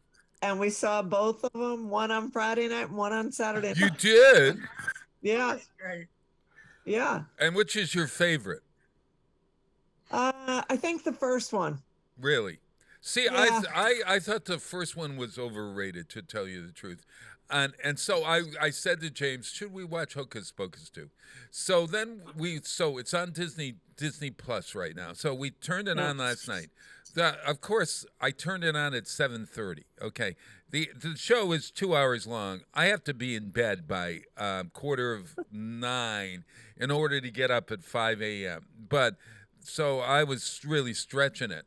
But what happened was this Hocus Pocus movie, for the first maybe 40 minutes, Bette Midler and Kathy Najimy and Sarah Jessica Parker are not in it. It goes back in time, and so they weren't in it. But I was glued, and I said, "This is not bad." So then they get into this forest. These two little girls, it was 3 little girls, are in the forest, and they all of a sudden the witches, you see there's a candle, and you had to be they even used the word virgin in a Disney movie. You had to be a virgin. A virgin lighting the candle would bring back the witches one day in the year. The Sanderson sisters. So these virgins, the kids are watching this movie. I don't know what that. I mean, like, I hope they're not asking, "What's a virgin, mommy?" And they were. Oh, were they? Asking. Oh, were they? 12-year-old here. Oh no! So what did you say, Kath? I kind of just said, "Oh my God, we're gonna miss this part." Someone who is of pure of heart. Someone that is pure the of heart. exact answer to say. Oh, Somebody who It's is called pure of heart. punting. That's called punting. Yes, You it know, is. I have to tell you, they said it in the first one too, because my niece, who's now 35, Right. asked her mother that when she was 8. So I think that it's part of the culture of this movie. Well, I didn't. So Hey, to Bob, have that conversation. If I'm going to spend my money on a sequel, it's going to be this. What is it? What is that? I don't know. It's The Exorcist. You don't know this music? I got to hear that. Saw? No. Halloween. What's one of the biggest movies of this year? Is it a freaky movie? No. Gun. Oh, Yeah. Top Gun. Oh, yeah, Top yeah. Gun Maverick. Okay. Yeah. Well, unfortunately, it doesn't connect to any kind of holiday unless there's a Tom Cruise Day someplace. There probably is. There probably is. Yeah. But being the good Catholic boys that we were, we never questioned what a virgin was because I just assumed it meant holy because it was at the Virgin Mary. Oh yeah, right. It's exactly it was right. holy. Yeah, I think that's where the pure of heart part comes. Very, very true. Okay, so I'm watching the movie. They get to the bed, and all of a sudden, they're the witches. They come back. They said, "Oh, great! Look at them. They're looking great after 20 years, and they're ready to sing a song." They sing a song. Don't they look? No, one of the three aged. Well, they had help. I know they. gotta say, I know they did, but they had still. help. Yeah. Wait a minute! It's 30 years later, and they look the same. Especially Bette. Well, Bette Are you Midler saying looks the CGI? same. Have you? Bette looks healthier. They look pretty good. She does. She does. Even in real life, she looks great. Oh yeah. It's Well, like, wow. yeah. Well, you could do it too. I'll send you down. She looks fabulous. Down the street. Yeah. Send him to Dr. Coughlin. Kathy looks amazing. Kathy looks wonderful. Yeah. So she looks. Yeah. So they sing their song, and then they have a great scene in a drugstore. Okay, and they're in that Walgreens, and they're in that Walgreens store for a good 20 minutes, and then I fell asleep, and then I nodded for the next You fell asleep, hour Bob? from 8 until 9 o'clock. And then I was nodding in and out. I had no idea what was happening. I kept seeing them doing stuff, et cetera, no idea. I finally said, James, you're going to have to finish watching the film because I need to go to bed. And I went to bed, and I couldn't fall asleep until 11. I should have stayed, but I had no So, Bob, idea can what's you happening in the movie. Can you watch it on demand? Oh yeah, I'm going to So be you able can to watch go it during back. the day today. Yeah. Well, Just I don't won't, interrupt but, it with a nap. Yeah, no. I could not believe I was nodding off. So, and in fact, I can't figure out what the storyline was. There doesn't seem to be a lot of Halloween stuff. Well, no, there is. Was there Halloween night in the movie? Was there Halloween? It happens on Halloween night. Thank you. Oh, it does. Okay. I don't That's know. the whole premise of the movie. All right. That's At any rate. Hey, guys. The whole premise of the movie. Right over my head. Yep. Right over my head. Yeah. So at any rate, my review for Hocus Pocus 2 is for the first hour, it's really good. And the second hour, I have no idea. Kathy, give it a rating from 1 to 10, please. I mean, it's entertaining, so I'm going to give it a 7. But I'm number one. I thought was a 10 because of the culture. Now it's cult-like following. I got it. At first, I didn't see the draw. Yeah. And here's the new thing. Here's a new bit of news for you. They're working on Hocus Pocus, the Broadway musical. Oh no! Yeah, What? yeah. Can they not come up with They something are new? doing that right now. I read a whole piece on it this week. Well, Yeah. the movie I'm waiting for now is Sister Act 3. They're working on that now. And that, yes. Which is worth the wait. Oh, all right. Okay. Yes. Yeah. That Well, was just okay. announced. Can So we please come up with something new? no, yeah. You know, what was the Hocus Pocus? I always refer back to Stephen King's What is it? quote, and he said there are only a few good stories in the world. It just depends on how they're told. Yeah. Well, And it's true. If you look at it, most of these things are basically the same thing over and over again. And we're, I hate to say it, but we're beating a dead horse at some of these things. Yeah. Hey, so what was the song from Hocus Pocus 2? That's up to you. I didn't see it. I didn't watch it the other night. You put a spell. You put a spell on me, or I put a spell on you. What's it? You put a spell on me. I think that's the song. There's a new song in this movie. It's an old song, but it's called One Way or Another. And so I thought I'd play from the soundtrack of Hocus Pocus 2. No. One Way or No. Another. I'm gonna get you. Who sang that initially?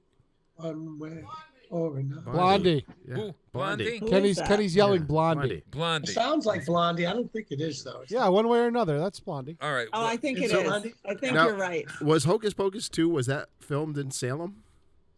No, I No? think they did it They on a don't- lot in Bel Air. or in Hollywood. Here's Hocus Pocus 2. One way or another, this I was going to play the Sanderson Blondie sisters. version, but okay.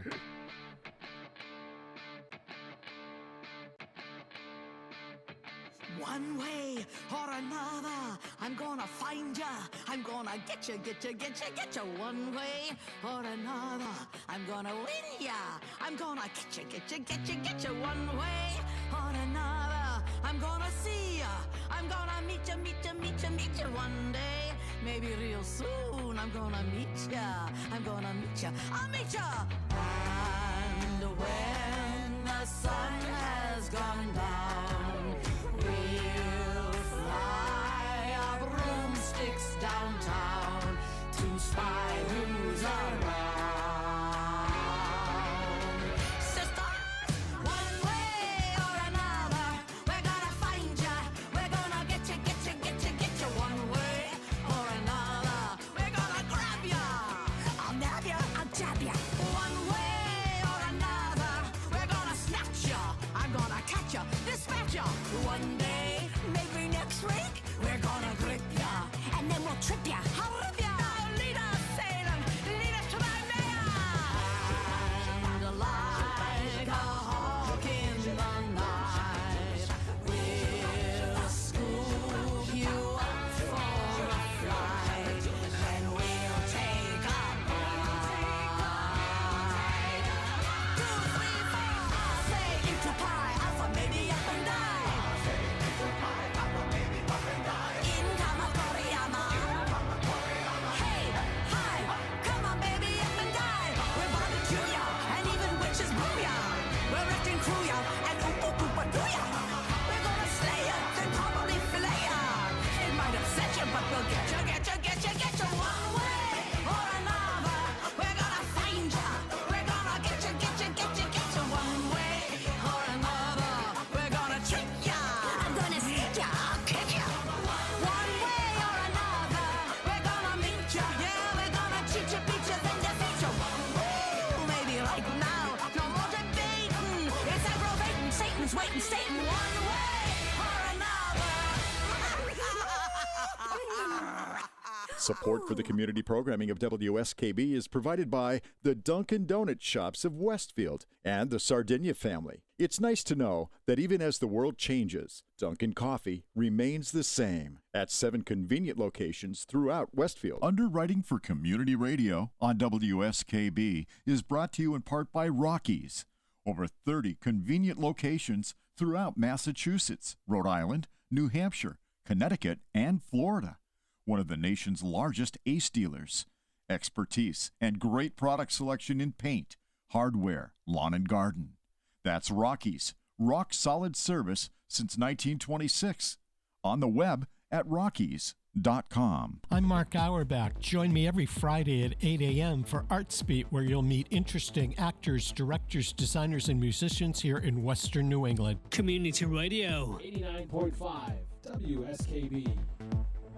Live from Studio 120 at Westfield Technical Academy, this is WCPC Channel 15 and 89.5 FM, WSKB Westfield. Oh, wow. We're in the middle of a... Hey, Bob, you know, the break's ending there. We got a heavy discussion going on. We were happy. Here. We'll leave that discussion. We to saw another Kenny. time. What did Kenny do? What was Kenny doing? He was going off on... Oh, now, yeah. Yeah, a tangent. Walking the dog. Today... Hey, today is Walk Your Dog Day, incidentally. Will you come over and walk my dog for me? Yeah, well, I wondered... Sadie would love it if you walked Sadie. Well, so Dennis, do you have any tips for walking a dog?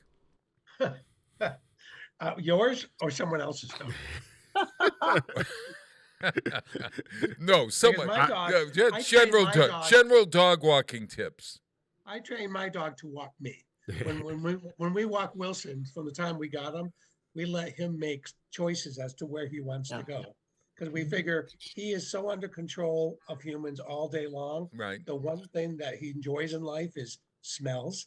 So he knows where he wants to go, and if he wants to go to the park, he will take us to the park. If he wants to go by the swan pond, he'll go by the swan pond. And at that hour that we walk him every day, he gets to decide where we go. And I think that's a good bit of a tip for people, that if you have the time and the inclination. Let your dog tell you where he wants to go. You don't have to. I see people pulling him because they want to go down this street. That's not your time. That's the dog's time. Exactly. Boy, that's a really good dog owner. What do you think about that? Yeah. Oh, my dog takes me for a walk all the time. I just let her go, just where she wants to go. And I don't. I do have one tip for everybody. Yeah, and that's everybody that has the dog. Make sure you bring poop bags with you. Oh God, yes. Thank Please. you. Oh gosh, yes. Yeah. Or if your dog poops, I've done this. My dog pooped in front of Wilcox Insurance over on Broad Street a couple years ago. And all of a sudden, I thought I had a bag with me, and I didn't have any bag. Yeah. So what do you do? I look for a large leaf. You go home, grab one, and walk You're only a back. block away from your house. You go back and get a bag. Well, okay. Come back with a flashlight. Yeah. And here's a tip. And we all have had dogs. Make sure bring more than one. No, that's because I don't know what is up with my dog, but we take her for a walk and she'll poop 2 or 3 times. Oh, yeah. I don't get it. Oh no, she runs free. She runs free in our yard, and she's she can go anywhere she wants in our yard, and then all of a sudden we're walking and we're 4 houses away, and it's time. Kathy, any suggestions? I have to agree. I have to concur that letting them lead the walk is the absolute best. Our little Cammie we call her the ping pong puppy because she wakes up in the morning when Kelly goes for her walk at 5:15, ready to go. She sees Mama and she is ready to run. And Kelly lets her lead the way. And then they come back and Kelly goes on her real walk. But I see my other son, my little son, he's 14. He takes a mini walk, but he gets to lead too. I just like the idea of first walking a dog. Is a great when our dog, as you all know, is no longer passed away a year ago almost, and so consequently, I don't have the you've got to get me out, and the dog got me out of the house. And so, my health kind of went down the tubes, I guess, a little bit because I lost the dog. Because the dog was the reason that I would go out. But so I was of the opinion, now I'm a selfish dog owner. I really didn't want to walk the same street all of the time, and so I'm pulling Frankie Neither here. does the dog. No. Oh. You mean if I let the dog some dogs go? Do. Really? I thought that they would be walking the same street, the same block. Oh, no? They like to explore. Yeah. They do it. They might do it for a few days in a row. If there's a neighbor they particularly like or something, they will take you down. If they get a whiff of something, they're off in the other. They're gone. Yeah. Oh, okay.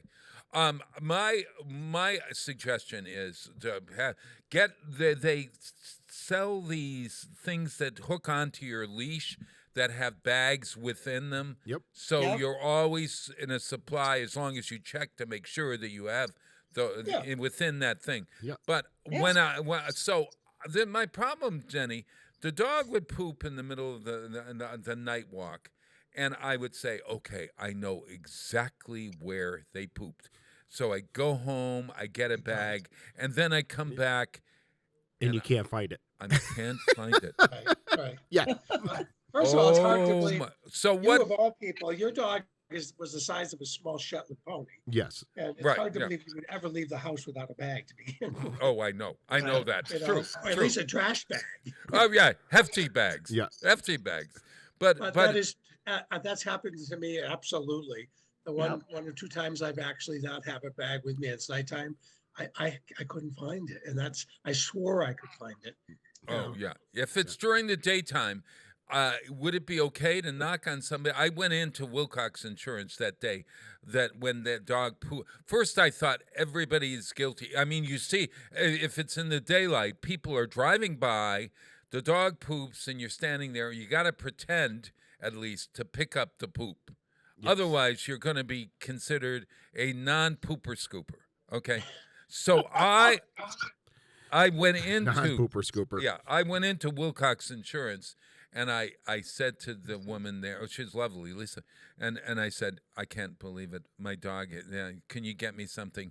So they provided me with a bag to do it, to get it. So that prevented me from having to go home. But I could knock on the door of somebody. But then, have you ever walked away from a poop and not picked it up because you never.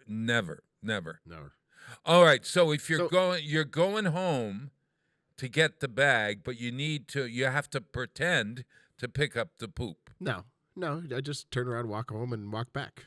Yeah, but they'll see you coming back. They'll see you coming back. Well, the people driving by would. Who cares? They're driving by. I think you can't worry about what the world thinks. It's you have to do what you think is honorable and the right thing to do. Yeah. And I think if people just thought that way and acted on it, nobody would have to worry about what anyone else is doing. I mean, that's our problem in this world today is we think we have to worry about what everyone else is going to say, or think. Oh, you are absolutely that no matter what. So let me ask you guys this. I know Frankie has passed over the Rainbow Bridge, but now do you guys open like 3 or 4 drawers in your house and there's poop bags in every single one of them? Yes. So, thank you. I'm not the only one that it's like there's a roll of them in this drawer, there's a roll of them in that drawer, and then wait a minute, okay, there's a roll of them in this drawer. How did they get there? You don't have a drawer. We have a dog drawer. Even in my car. It must be a gay thing, Bob. I don't know. Yeah, maybe. Even in my car, in the center console, there's a roll of bags, and on the leash that's always in my truck, there's a roll of them, and in the glove box, I found a roll of them the other day. Going, okay. Yeah. Ours are everywhere. Really? And I know why, because we have alternate dog walkers, and so they will come home and leave the leash and the bags wherever they drop the dog off. Yeah. Oh, I hear and then you think you're out of them and you can't find them and you go buy more. Yeah, you just it's nice around. Oh, there they are. Dog bags come in handy for other uses as well. True.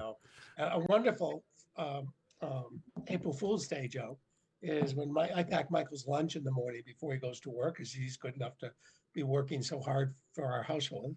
And April Fool's Day, I use doggy bags for his sandwich.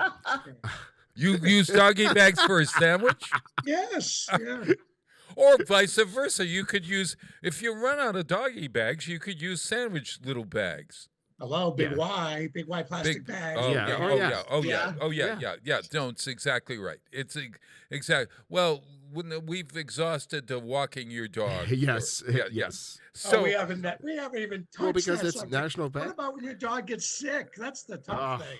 Oh my God! A glass of water one time, but I just couldn't bring it up. And then somebody said, "Well, it's going to rain tonight. Don't worry." Hey, do you know it's also National Cinnamon Bun Day?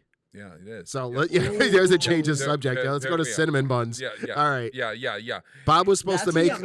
Bob was supposed to make them, and he didn't bring any. Oh, what do you got there? Donuts? My husband makes baked donuts. Oh, baked donuts.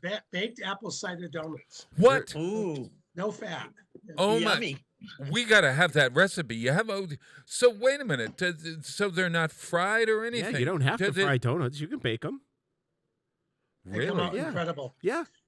Yeah, actually, you know what? Skyline, the baker up at Skyline has been making apple cider donuts and bakes them. Yeah, same as that's exactly what these are.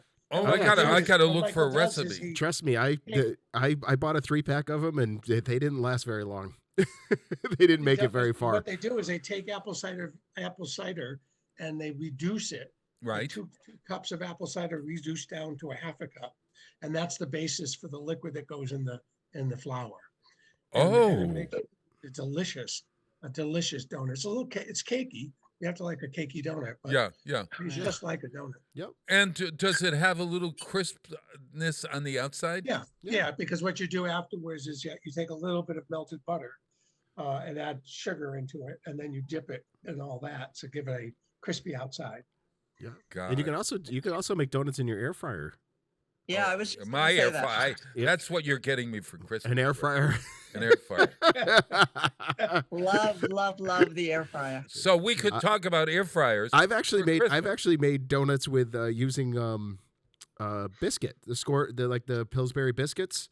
You just cut the center out. You just cut the center out and you throw them in the air fryer, and then you put a little bit of butter on them, and then some cinnamon and sugar or powder sugar, and they're really good. Really? I might try that. That's really good. The cinnamon what bun type is of air fryer do you have? Yeah. What kind I of air have a Ninja air fryer. The one that you put it down when you use it, and then it's a space saver. That's right. You were telling me that. That's right. Yeah, because I like the space on my counter. I don't really like to have all that stuff. It but- disappears into it folds up? Yeah, You it have an just air fryer stands that up. folds. It stands up, so it comes down, and then you stand it back up against the wall, so it's only out from the wall about 6 inches. Oh. It's the best one. Uh-huh. Well, talk to Kathy before buying me my gift. Okay. Yeah. Hey, Walking Your Dog Day. I'm going to play as a celebration of Walking Your Dog Day. This is his only hit. It's Rufus Thomas, who is the father of Carla Thomas, a great blues artist. It's Walking the Dog. It's called by Rufus Thomas. Here we go. Stax Records, everybody.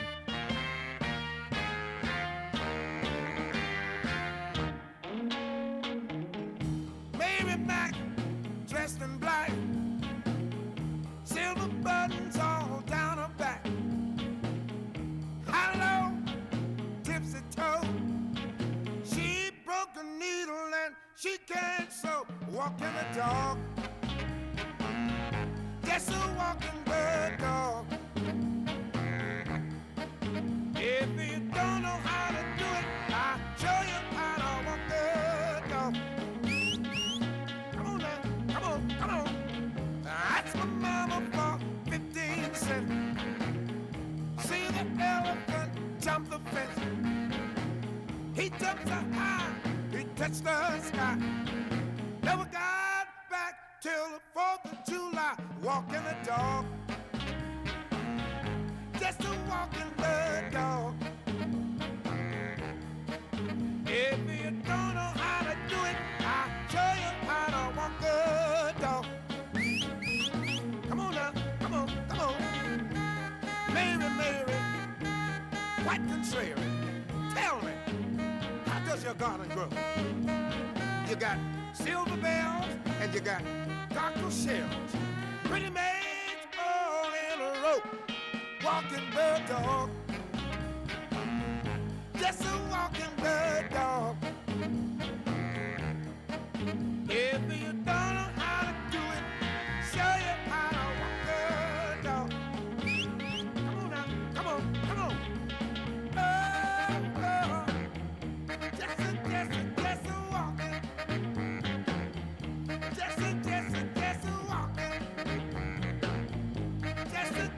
Just a walking. Oh yeah.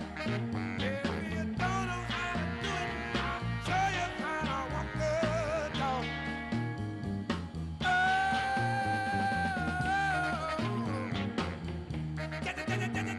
Just a walking. Just a walking. Underwriting for Community Radio on WSKB is brought to you in part by Rockies. Over 30 convenient locations throughout Massachusetts, Rhode Island, New Hampshire, Connecticut, and Florida. One of the nation's largest ACE dealers. Expertise and great product selection in paint, hardware, lawn and garden. That's Rockies. Rock solid service since 1926. On the web at rockies.com. Join us every Thursday morning From 6 until at least 7:30. Check out the Bobby G and Company Show. Right here on WSKB 89.5. Community Radio. 89.5 WSKB. Live from Studio 120 at Westfield Technical Academy, this is WCPC Channel 15 and 89.5 FM, WSKB Westfield. Wow, it is Tuesday morning. It is, what day is it? It's October. Right October there, 4th. Tuesday, October 4th. It's October 4th. It's actually Mystery Series Week. What's your favorite mystery on television? Anybody? Mystery Series Week. Let's see. Murder, She Wrote, Columbo, that Andy Griffith mystery. Who was that? Matlock. I like Matlock. Perry Mason. They're all. You're showing your age now. Those are all classic ones. But, Yes. But BritCom. I watch Brit TV a lot, and so there are so many. But mystery. What are you guys? You got any? You know, I have one that I was surprised because neither Mike or I tend to be necessarily mystery aficionados. However, there's a series that we really loved called Lock and Key. Oh, I know this series. It is. I'm telling you, it was. You know, it's a good family one because it's about children, but it's also a little scary, but not monster scary. It's just kind of creepy. Mm-hmm. And it's about a family named the Locke family. And they go back to their they inherit their father dies, right. So they inherit the family house back in Maine. Right. But they're living in California, so the wife moves her children into the house from California, and it's 2 or 3 seasons, but it's really well done. I think. Yeah, it's a great mystery. Yeah, James loves that. I watched the first 2 seasons, and then I don't know. I started to fall asleep. Yeah. But it has nothing to do with this series, so. Yeah, everybody seeing a theme here? Yeah. For sure. Today is also Carry a Tune Day. Kathy, wait a minute. We didn't ask you your mystery. Do you got any mystery? Yeah. Well, do not ask me about carrying a tune, for sure. Yes. So going back to the mystery, I'm a Columbo woman. Really? You love Columbo. Classic. Classic, my favorite. Although I just wrote down Lock and Key. I'm going to check it out. Yeah, Lock and Key. Yeah. What about you? I do like all of those classics, but one of the latest ones I've been getting into is Criminal Minds. Love it. It's so dark, and it really is so dark, and what happens, and not only about the mystery part of it, but the whole group of FBI agents or whatever they are, the criminal whatever investigation unit, whatever they are, as to how they are in their mental capacity and handling what they're seeing and what they're doing is amazing. Oh, okay. Have you ever seen back, it? Right? I believe so. Have you ever seen it? Have you ever seen it? Mary McDowell was the McDonald was in the initial series. Yes, and we loved the initial series, and then they brought it back, and I don't think she was with it, but then she's no longer. Did they change it or something? Well, there are people that because of the fact of the personalities in there, and of how they deal with these situations. Some of them have come and gone due to, I don't know if you want to call them mental issues or just psychological issues. Because sometimes sometimes after an episode of that, I stop and go, all right, that was just over the edge. Yeah. And these are all based on true stories. Oh, that have happened. Really? They are based on true stories. Of course, there's, artistic thing, but they are based on true stories. On true stories. So good. Whether they're urban legends or whatever, it just kind of and they do take it a little too far at times. It's just like, I can't wait. I'm gonna have to watch this. Like if you ever there's a meme on Facebook that's the greatest things. 50 Shades of Grey is the greatest thing because the guy's a millionaire and everybody loves it. But if it happened to somebody deep in the woods, it would be a Criminal Minds episode. Hey, True. All right, so there was a big controversy on Dahmer, the new Ryan Murphy series, and I was drawn to it. The idea of another series about a serial killer or an actual serial killer, or another movie about Dahmer. Should we be doing that? and re-traumatizing the families of all those victims. There were like 19 victims of Dahmer, and the how do I put it? The sheer act of evil that was this man or whatever. So I had to watch. First, I'm 6 degrees connected to Jeffrey Dahmer. Honest to God. You know how? You're afraid to ask. Yeah. I'm gonna. Oh, you're sitting over there. Yeah. Your arm is looking kind of good. Well, that's it. When you said you look delicious today, I didn't understand what you were saying, Bob. Yeah, the same taste in restaurants. Get me my salt and pepper shaker, quick. So my Lord. No. But 6 degrees of me, okay, with Jeffrey Dahmer. Now get this. James's brother, my brother-in-law, I have to hear this is one. married to my sister-in-law. Okay, so my sister-in-law's sister, Nancy. My sister-in-law's sister, Nancy, was the court stenographer for the Jeffrey Dahmer case. Bob, I'm of two minds with that, right? So stuff like that, criminal minds too, is you really need to learn about these people in more of a school setting because you don't want to repeat those things. But when you put them out there in a dramatized thing like that, some people who could be mentally ill now all of a sudden get a lesson plan on how to do something like that. Well, I worry. You know what I mean? about That's that. why Sure, I'm of two minds sure, of that. Sure. Well, because we had this 6 degrees thing, and so the scene comes on in the courtroom, and there's a stenographer. Only you see her from behind, and she's got this beehive-like hairdo and stuff. And I said to James, "There's Nancy. There's Nancy." Hey, Bob. I'm stupid. Hey, Bob. Absolutely stupid. We have 2 minutes to go, and our champion is ready for making the list. He's here with the belt. Oh, I hear you. All right, so my producer is kicking us off. Stefan Zaporowski. So anyway, making the list, and he's got the championship belt. Gotcha. Here's my review of Dahmer. I would say that the film or the 10-episode series is gory. Is it necessary? No. Is it a different focus and the acting? Oh my God! Evan Peters, Richard Jenkins, Niecy Nash.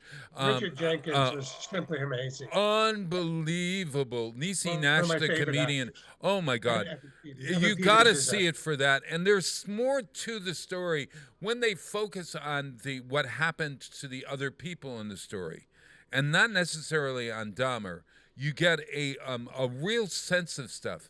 But at any rate, I would recommend it, but I really seriously have to wonder sometimes what and they say it in the show, what we make into exciting television or movies or whatever. There's a new movie on Emmett Till by Whoopi Goldberg that I would also recommend. But at any rate, hey, you guys, you are the best. I love you. And I don't know where this hour goes. Every time you're here, we go everywhere. Ricardo, keep on special assisting me. Go out and collect some money. Special being the key word there. Special. Listen, everybody, I send my condolences to the Sullivan family. Yes. We love you so much. And I today, in honor of Cuba, which declared, believe it or not, which this week voted LGBT rights for folks. I'm going to play a Cuban song that our Wisconsin musical director recommended. This is Mark Ribot and Los Cubanos Postizos. Chuzarita Plena is the name of the song. And I don't know if I'm saying that correctly. Kathy, is my Spanish good? No. No, look at her. All right. No, Bob. We'll sign off. Donate to somebody special in Florida, perhaps, and see you next time. Pumpkin Fest is October 15th. Thanks, everyone. See you on the other side. Thank you, guys.